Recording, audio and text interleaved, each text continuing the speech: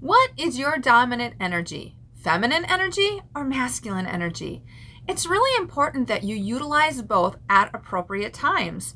However, if you don't know what energy you are, how do you tap into that? Well, in this week's episode, we are just going to give you a broad overview of both masculine and feminine energy and give you one key question that you can ask yourself to determine whether or not you are a dominant in your masculine energy or dominant in your feminine energy. And by the way, learning these energies is a great way to support yourself in reinventing yourself, especially through that gap. Stay tuned to this week's episode on the Reinventing Thyself podcast. We all have situations, experiences, and moments in our life when we know deep at our core we have to do something different. We have to pivot. And regardless of how big or small that pivot is, it requires us to change something in our life. And that change can feel really uncomfortable. However, it is that change that is creating something entirely new. And it is that newness that creates a very different way of life in one area or multiple areas of our life. What's this all about? It is all about reinventing thyself. My name is Michelle Shutter, and I'd like to welcome you to Reinventing Thyself. I am so glad that you joined me today because it is here that we'll move beyond our old self, our old identity, and that trailer of garbage from the past that we like to pull into the future, but really need to ditch that hitch. It is here that we'll move into that place of reinvention and embracing the newness of it all. Are you ready to step into reinventing thyself? Because guess what? It is never too late, and your time is now. Let's get started. Welcome to this week's episode on Reinventing Thyself podcast, where we are going to just do an introduction to masculine and feminine energy and using this knowledge to support you in reinventing thyself, moving yourself through that gap and really stepping into the best version of yourself at any given moment. Now, before I dive into that, if you have not taken the quiz, you're going to want to head over to michelleshutter.com to see where perhaps you might be holding yourself back from leaning into this pivot, leaning into this change, leaning into or holding yourself back from really stepping into the fullest expression of yourself, that best version of yourself. Now, perhaps you're well on your way. Well, this quiz can also give you some insight as to how to take that even further. So again, if you haven't taken the quiz, head on over to michelleshutter.com. Now, energy, right? Energy is everything physical, everything non-physical. Everything is energy. When you break it down to the smallest particle, what do you have? Energy. Now, the masculine and feminine energy is another way to look at how you want to show up in the world and look at using these characteristics of masculine and feminine energy also gives you great insight as to where you are, where you want to be, and what is holding you back. Now, the one thing I want you to keep in mind is that masculine and feminine energy is not gender specific. Males have masculine and feminine energy. Females have masculine and feminine energy. The key is to utilize the appropriate energy at the appropriate time. For many women, we get stuck almost operating in the wrong energy, in the energy that is not our dominant energy. And when we finally realize that, we have a challenge of undoing that to make sure we are creating some sort of balance. There should be some fluidity between the masculine and feminine energy. So whatever you are dominant in, and stay tuned, I'm going to give you a question you can ask yourself that will support you in identifying what energy you are dominant in. But what you want to do is make sure there is some fluidity between the two energies. It's the yin and the yang, right? As you can see here, if you are watching on video, the symbol of that behind me. Keep in mind that whatever you are dominant in, the goal is to spend 60% of your time in that energy and 40% in your non-dominant energy. So what exactly are the masculine and feminine energies? Well, I'm going to give you some characteristics of both of them. Now, keep in mind, both the masculine and feminine energy have a divine energy to them, and they also have a wounded energy to them. So as I'm going through some of these, and I'm not going to dive into all of it, but I want to give you enough of an overview where you can start to ask yourself, maybe I need to explore that a little bit more. Maybe I need to dig a little bit deeper and release some of that woundedness so that I can operate more from the divine. So let's start with the feminine energy, okay? The feminine energy, the divine feminine, is all about being open and flow and creativity, the nurturing part, compassion, being assertive, being vulnerable, authentic, empathetic, being a receiver. The feminine energy is all heart over mind. It knows exactly what she wants. She's also very giving in addition to receiving. And she has this unconditional love, but yet at the same time will stand in her power. So that is just a beautiful overview of that feminine energy. The masculine energy is all about almost being on the edge of things, right? Being very disciplined, being very structured, responsible, accountable, very decisive, intelligent. It also wants freedom. It really seeks that freedom. It grows and loves challenges. It is a good provider, organizer. It is all about being very disciplined, almost like crossing things off the list, right? Very much a part of being in integrity. Now, when you think of that energy, it is very straightforward, right? Very structured. If you are a woman always operating in this masculine energy, it begins to deplete you over time. And you might think, well, why would I be in this masculine energy? Well, if you pause and think about some of the responsibilities you have in life as a wife, as a mom, as a career woman, whatever your responsibilities are in life, you're going to realize that, oh my gosh, this is a masculine energy. This is a masculine energy. I'm doing this. This is a masculine energy. I can even just tell you like schedules. So I have 4 children. 2 of them are older. They pretty much deal with their own schedules. But even with the younger 2, schedules are full. And so when you're constantly keeping track of the calendar and who needs to be where and who needs to be picked up, that is a lot of masculine energy that you're using. And at the end of the day, if you're not utilizing some of that feminine energy or flipping off the masculine switch and tapping into that feminine energy, over time, it creates a lot of burnout. It creates a lot of overwhelm for women. So that is the divine part in terms of masculine and feminine energy. Let's talk a little bit about the wounded part of masculine and feminine energy, because a lot of times we operate from our wounded energies. Now, the wounded part is obviously the opposite of the divine, right? The divine is very healthy. It's very uplifting.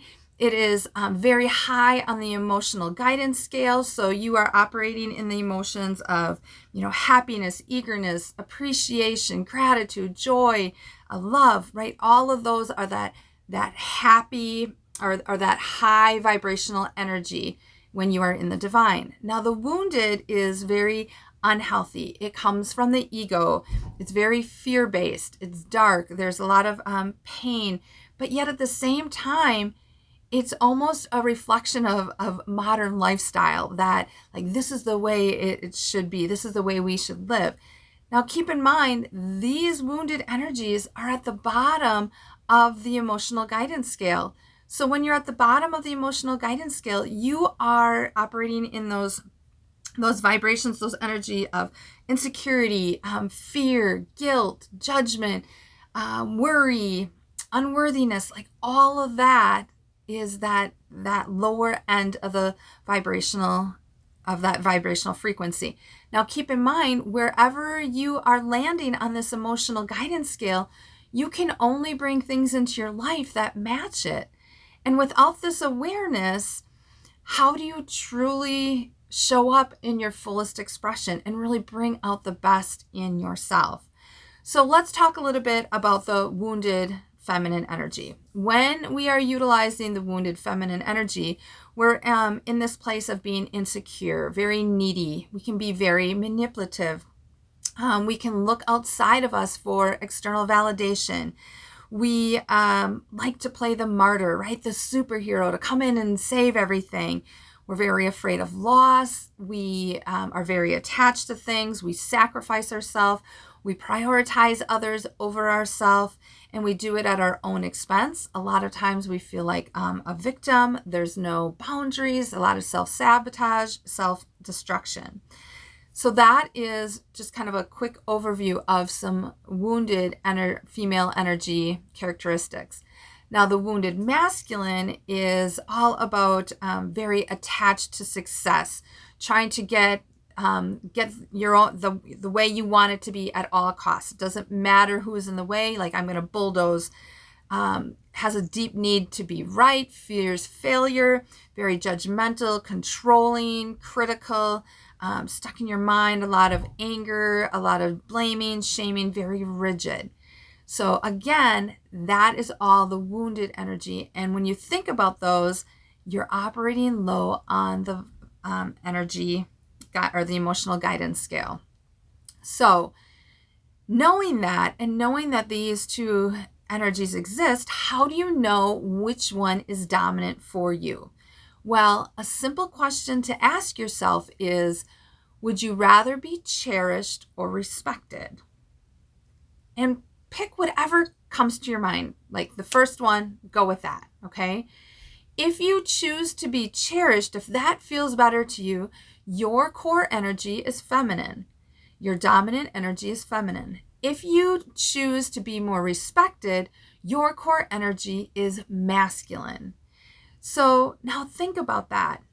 If you are operating, and especially women, again, like I can tell you because that was me, I operated in the masculine energy probably 90%, 80 to 90% of my days. And yet when I disconnected from that masculine energy, I never really went into my feminine energy. It was like I disconnected from the masculine, but yet it ran in the background as a slow noise. I never fully moved into that feminine. So if I am operating 80 to 90% in the masculine, in the wrong energy, what is that doing to me? What is that doing to you? Right? In the end, it creates burnout. It creates overwhelm. It creates a lot of stress. It creates this place where you just want to shut down and you just don't want to power back on. And so you really want to create this awareness of, okay, what is my dominant energy? What do I need to do to operate more in the divine feminine?